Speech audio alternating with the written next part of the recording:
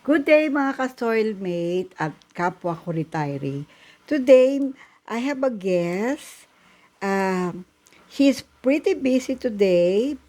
After school, she was doing some homework, reading books. How many books did you read today? 7.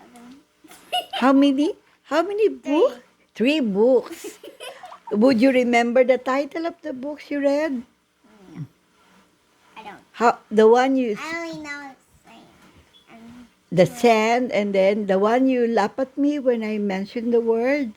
What is that? Tarantula. So how did I say it? Tarantula.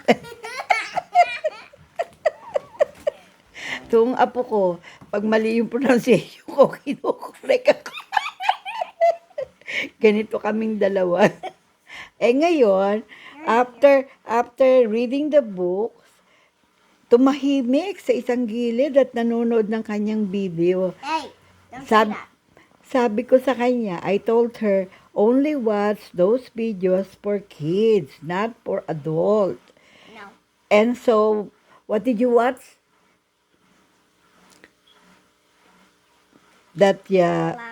Oh, you watched that from the video? No, it needs to be like the only top, not the stem and the leaves, but I want to add it. So you just made it based on your imagination?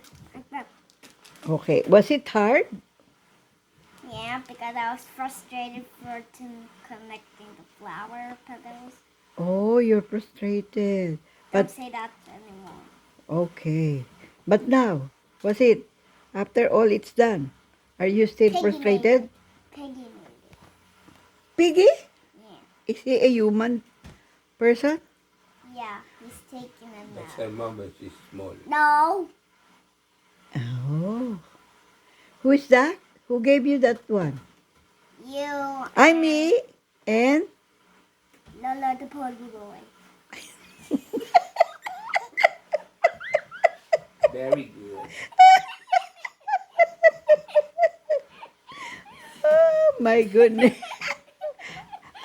She's very happy kasi she had enough sleep and she ate egg and rice. Hey, don't say that. That's my secret. That's your secret. Don't say that anymore. Okay.